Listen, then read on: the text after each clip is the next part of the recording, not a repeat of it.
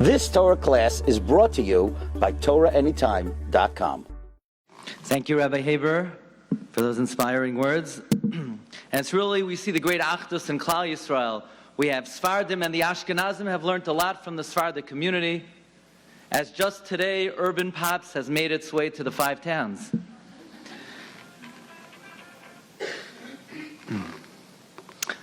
In 1945, immediately after the war, a small group of survivors, emaciated physically, emotionally, but these were Yidden of soaring spirit. And before rebuilding even their own families and their own personal lives, they understood that Klal Yisrael needs to rebuild from the very foundation, and they gathered together. Yetzer Glatstein, Avram Chazemba, Shamayr Zemba, and to me personally, most notably my grandfather, Hara Glatstein, Zecher Tzadik Levracha, who passed away last year at 106 years old.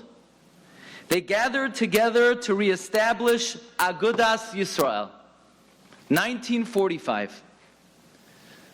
I have a picture here of 5 survivors holding the banner of Agudah Yisrael right after the war. So for me personally, to speak at the Agudah convention 77 years later is very poignant for me on many levels. Certainly the challenges that Klal Yisrael faced 75 years ago are dramatically different than the challenges that we face today. But the address that we go to address these challenges is the same address. Torahseinu HaKadoshah. Technology today presents us with a multiplicity of challenges. Today I would like to discuss 2 of them. These are 2 challenges we could spend a lot of time analyzing, delving into, discussing, but let's treat them b'kitzer nimratz. And those challenges are Kedushas Ho'einayim and Kedushas Hazman. Kedushas Einayim. You can't ignore it. You can't make believe it doesn't exist. You can't throw it under the rug. As difficult, as uncomfortable as it may be to discuss this with your children, it will not make the problem go away. B'tachbulois asu milchama. You need to have a plan. You need to have a scheme. And this is not limited to people who have a smartphone, to people who have a computer.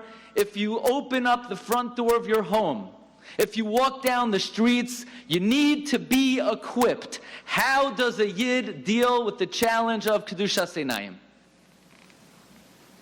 And this is a challenge that as much as we've been challenged for this for 1,000 years, for 2,000 years, we are infinitely more challenged in this area than ever before in history. So here are 2 techniques that I find to be personally very effective, very helpful. And Be'ezus Hashem, I think this is very important to share with our children. Let's identify, let's clarify. When faced with the challenge, turning away, closing your eyes, it's a mitzvah in the Torah. There's a mitzvah of tefillin, there's a mitzvah of tzitzis, there's a mitzvah of halakas neiros, and there's a mitzvah in the Torah, v'lo yisasuru acharei levavchem v'acharei einechem. Which means that at that moment, when a person is faced with the challenge, it is no less of a moment than a tilas lulav, than yeshivas sukkah. Now, there's a great principle in asiyas ha-mitzvahs. At the time that a person performs a mitzvah, it's an eis ratzain. I'll give you an example. Rabbi Bechaye writes in Parsha Yisroi, Parak Yutes Pasuk Gimel. We know Noshim daven at the time of Hadlakas Ner Shabbos. Why? Why then? What's so special about the moment of Hadlakas Ner Shabbos? Says Rabbi Bechaye, Ru'uya ha'isha l'hispalel Hashem Yisbarach b'shas Hadlakas Haner ki hatfila yoiser nishmas b'shas asiyas hamitzvah.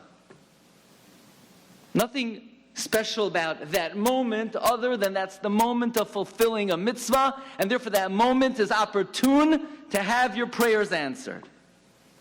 By the way, the Chafetz Chaim similarly writes, You ever wonder, you just finished benching. You said the whole long benching, 3 long brachos, and all of a sudden you have this whole slew of harachamans.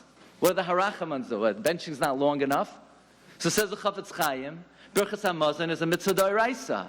When you fulfill the mitzvah, it's an eis ratzain. It's an eis ratzain. Take advantage immediately. Harachamani faraseinu b'chavod. Harachamani yisrael in me'al tzavarenu.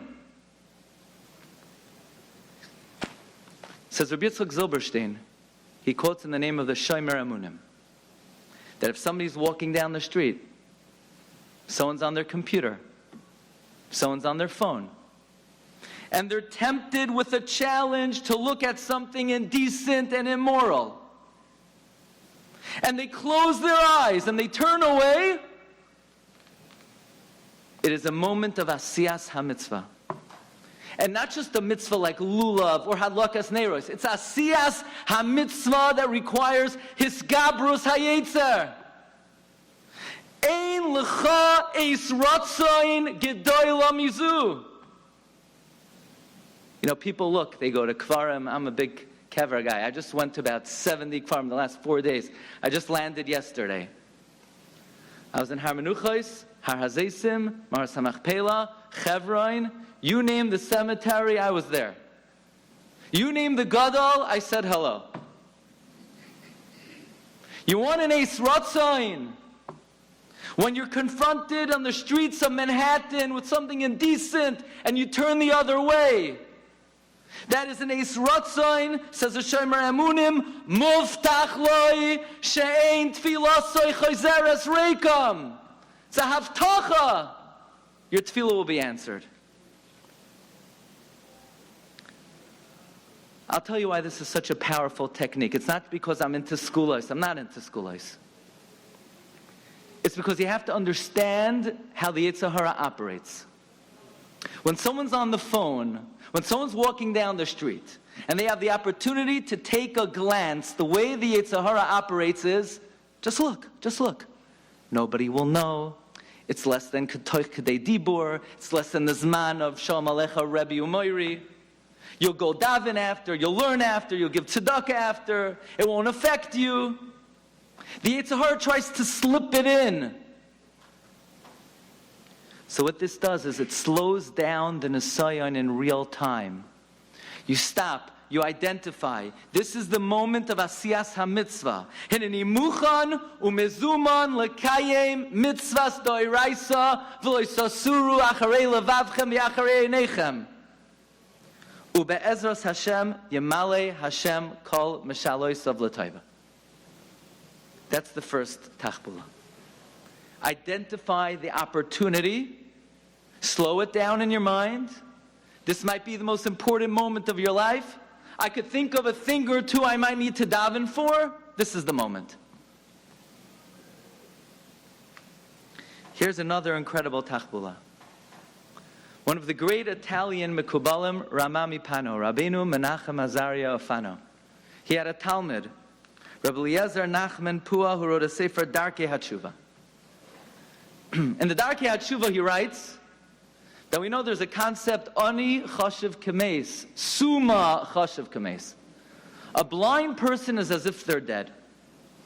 Says the sefer Darkei HaTshuva, if a blind person is considered as if they're dead, what if somebody is able to see? And they choose to turn away and to close their eyes. Then they're definitely chashav kameis. So listen to his cheshbon. If someone who is able to see closes their eyes and turns the other way, and they render themselves by choice chashav kameis, you know, it's a very frightening Gemara, Masechta Yuma. The Gemara says on Daf Peivav, Arba Chiluke Kapara. There are 4 divisions of atonement. Somebody is over a lav, so then you need Yom Kippur. Less than a lav and aseh, tshuva takes it off immediately. But you know, if somebody violates a lav sheyesh by kares, Yom Kippur doesn't work. You know, if somebody violates Chilul Hashem, Yom Kippur doesn't work. The Gemara says, Chas v'shalom, somebody needs more severe punishment. Chilul Hashem ad yoim hamisa. Says the Darkei HaTshuva, but if somebody's walking down the street and they close their eyes and they render themselves chashuv kames, Mechaprin loy al kol avoy noisav. Right there. It's stronger than Yom Kippur. It's greater than tshuva. Mechaprin loy al kol avoy noisav. So I believe the following chiddush emerges. That if somebody closes their eyes to something indecent, if someone turns the other way to something immoral, if that's mechaprin loy al kol avoy noisav, then what if somebody filters their device so they don't have to turn away in the first place? What if somebody puts a filter on their computer so they're not faced with the nisayon in the first place? Then alachas kama v'kama moichlin loya kol avoy noisav. Then all the more so, it's a stronger moment than Yom Kippur. The moment a person says, you know what, I don't even want to put myself in the nisayon. You could imagine that's the greatest eis ratzain probably in your entire life. Muftach loy sheyamale Hashem kol meshalois liboy l'toiva. Muftach loy shemoichlin loy al kol avoy noisav. The moment a person renders themselves, that summa, that's chashuv kames, moichlin loy al kol avoy noisav.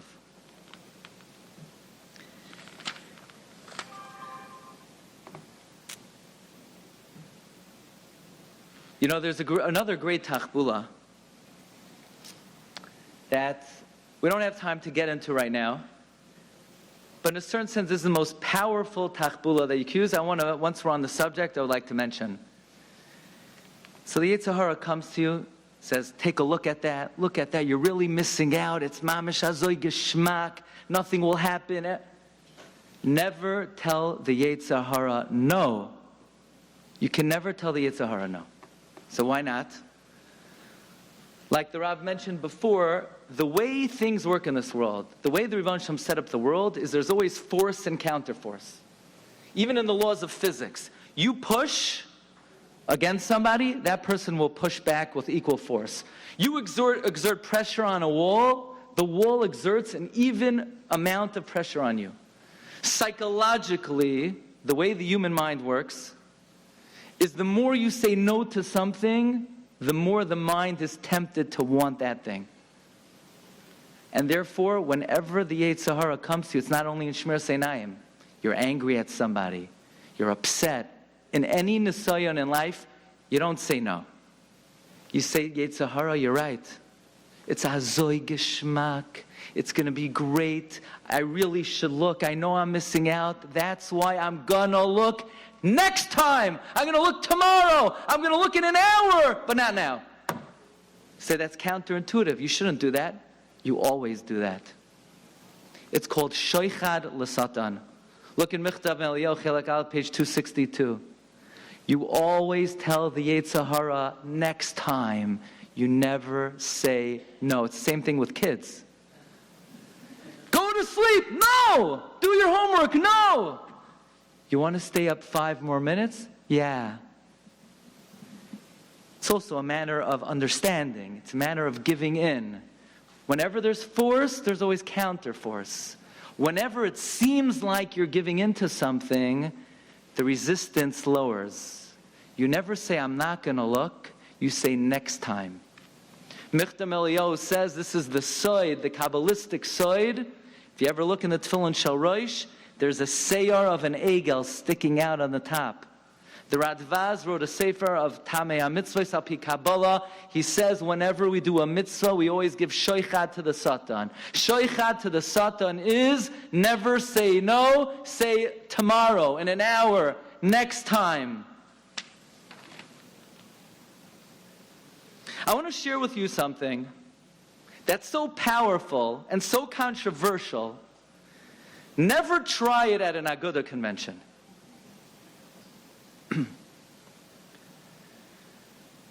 Rav Gamliel Rabinovich, of course, is one of the Rosh Yeshiva Shar Shamayim, great Makubal, but also one of the great mashpiyim on young people today. I want to share with you an insight from Rav Gamliel Rabinovich that is so powerful, so controversial, that in the new printing of Rav Gamliel Rabinovich, they took out half of it. So I'm going to say both halves, and we're going to edit out the second half. A Pashita Rashi in the Chumash. It says, Rav Gamliel, what we ask our children to do today, imagine what we ask them. We say, Yankel, close your eyes to the temptation of this world and everything it has to offer, and dedicate yourselves to a life of Kedusha and a life of Tahara. You know what that's like? We're asking him to do the Akedah. We're asking her to do the Akedah. To give up Olam Hazeh in 2022. To close your eyes to the allure, to the temptation of Olam Hazeh, and to dedicate yourself, Rubai Kekulai, to Torah mitzvahs. It's an Akedah. So how did Avraham get Yitzchak to do the Akedah? Let's study that. It says, Ribono Shel Olam achar hadvarim ha'ela, v'Elokim nisa es Avraham, v'yomer elav Avraham. What did Avraham say? V'yomer, hineni. Let's get it. Let's do it. Ready. Says Rashi, what does it mean? Hineni, lashon anava v'lashon ziman. Humility and preparedness. Hafla v'fela. Avraham and Yitzchak are walking to the Akedah. And Yitzchak turns to Avraham. And obviously Avraham was Syrian. So Yitzchak said, Daddy. It's okay, my kids also call me Daddy. So Yitzchak says, Avi. And what does Avraham say to his son? Hineni. Let's do this. 1 second.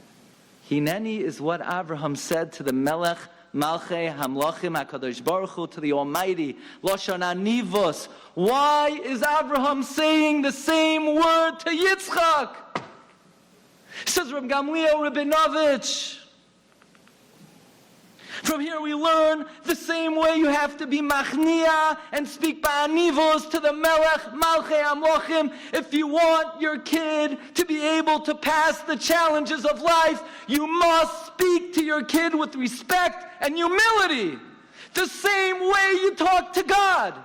And if anyone but Rashi would say it, anyone but Rav Gamliel, you would say, what are they talking about? Says Rav Gamliel, you want to raise a Yitzchak. You want your kid to pass the Akedah. Then your kid has to know that you value them, and you respect them, and you honor them, and you're machnia to a sense to them.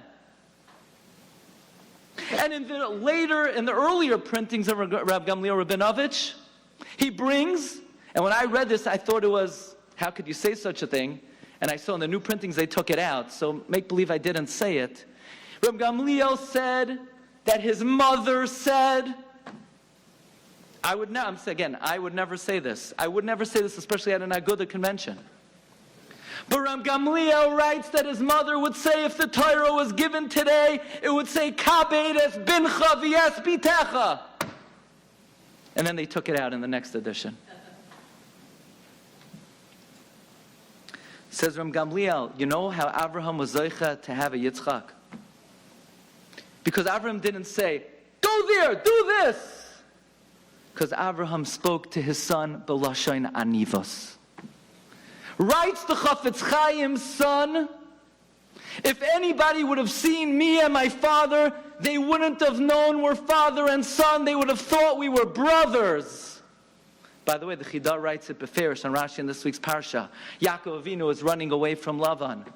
So the pasuk says, after Lavan catches off, Vayikra Yaakov le'achiv. Yaakov called his brothers.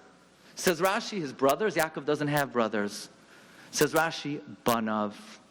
Says the Chidah, mikan lamadnu.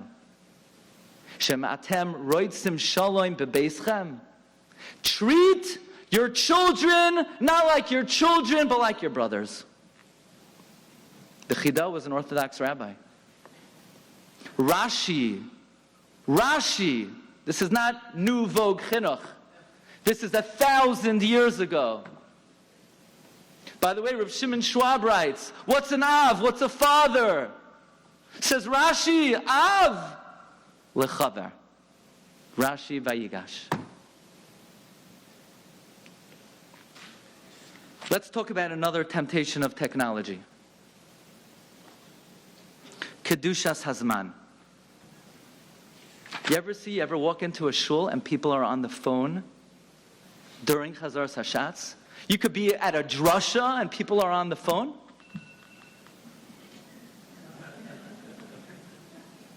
What's going on? What's so important with the phone? You know, recently, about 5 years ago, they did a study in the UK that the average amount of time people spend on a smartphone, and the results were frightening. 5 years ago, 65 hours a month, over 2 hours a day. People say they don't have time for Yerushalmi Yomi. You have time for Bavli, Yerushalmi, Sifra, and Sifri. February 8, 2018, Time magazine. The average American checks his or her phone 47 times a day. You're surprised? Most people confide with me that they check their phone more than 47 times an hour. And that's an understatement. That amounts to over a sixth of one's total lifespan. And this woman, Catherine Price, did a study, and she spent 2 years researching what is the allure, what is the draw, what is this relationship that people have with their phone. And she created a plan how people could develop a healthy relationship with their phone. He says the first thing you have to do, it's not enough to have a vague goal. I want to use my phone less. They need to have a very specific goal. What are you going to do with your newfound time? Because actually, she writes, it's not like you're going to have 2 hours here, 3 hours here. You're going to have moments. So instead of going in the elevator and you say, what am I going to do for the next 5 seconds, instead of checking your phone because you're on some inane chat, instead of checking your phone because who knows what,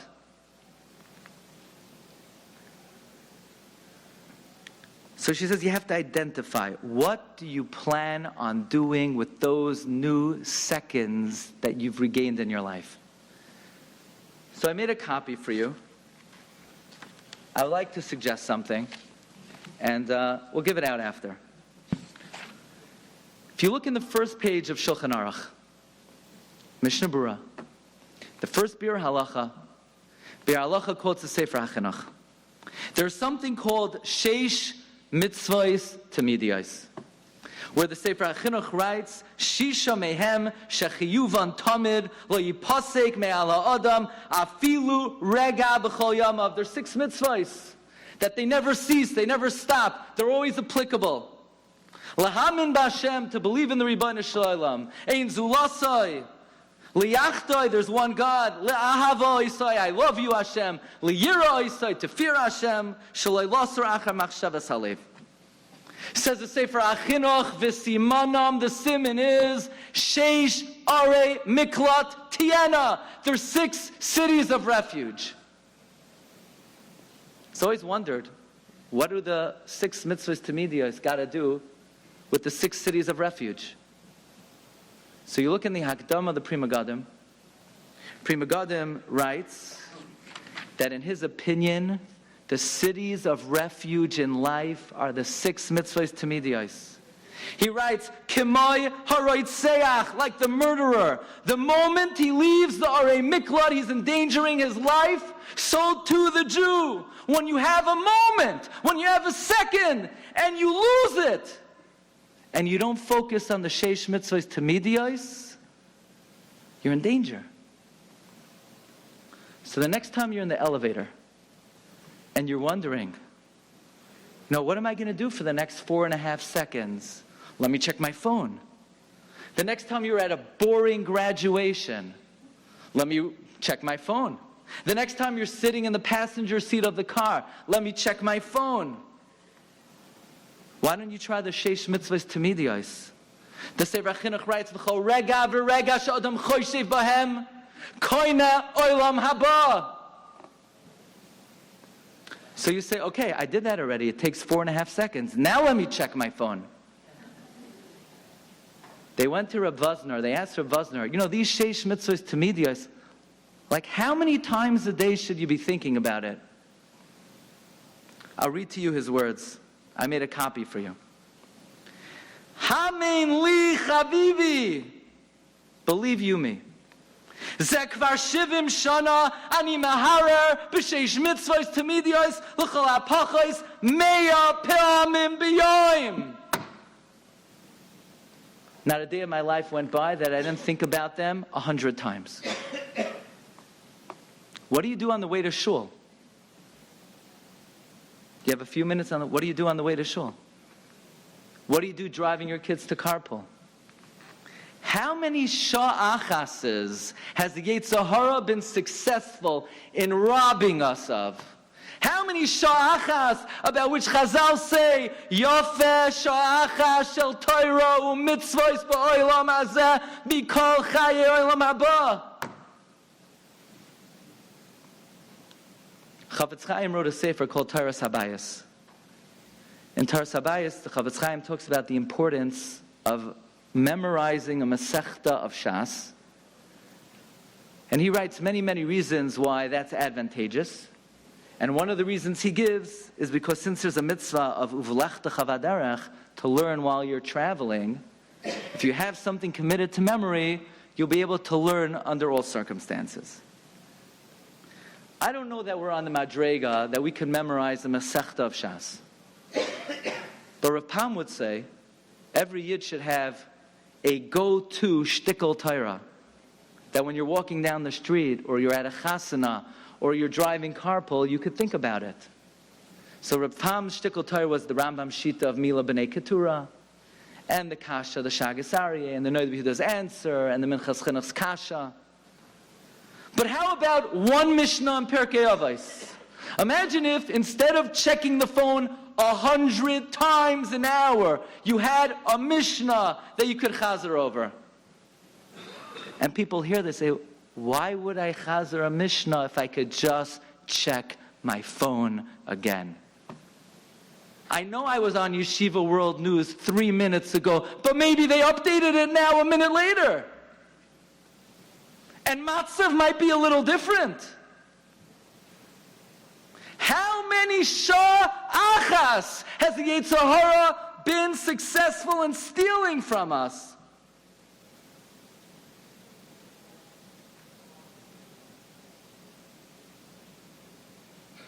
Here's one simple suggestion. Don't bring your phone to shul. Don't bring your phone when you have a chavrusa. Don't bring your phone when you daven. And don't hold on to your phone when you learn. And don't daven from your phone. There are enough sidurim in Klal Yisrael that you don't need to daven from your phone. There should be blocks of time that you're not tethered and near your phone. Do you know how many hundreds and thousands more sha'achases you'll have in your lifetime? You know how many more seconds you'll have in your life? You know how many more machshavos about HaKadosh Baruch Hu, about Yiras Shamayim, about Avas Hashem? So even if you don't think about the Sheish Mitzvahs Tamidiyos 100 times a day, what about 10 more times a day? 5 more times a day? Mesilas Yesharim writes that one of the main tactics of the Yetzer Hara is he bombards the mind with an onslaught of things that we have to do, that we don't have a moment to think about ourselves. But says Mesilas Yesharim, if a person would think about themselves kemat kat, even for a moment, it would snowball to such a great effect that a person would reach tshuva shalema. Which means the Yetzer Hara has been so successful, He has eliminated from our minds even that shah achas b'tshuva.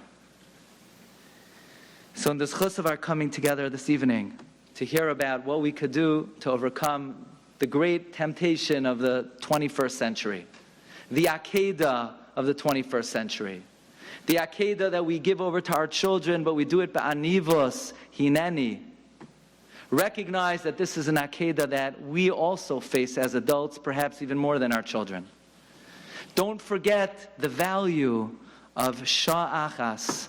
Yofeh shah achas b'tshuva u'masim toivim ba'olam hazeh mikol chayei ha'olam haba. Thank you very much. You've just experienced another Torah class brought to you by TorahAnytime.com.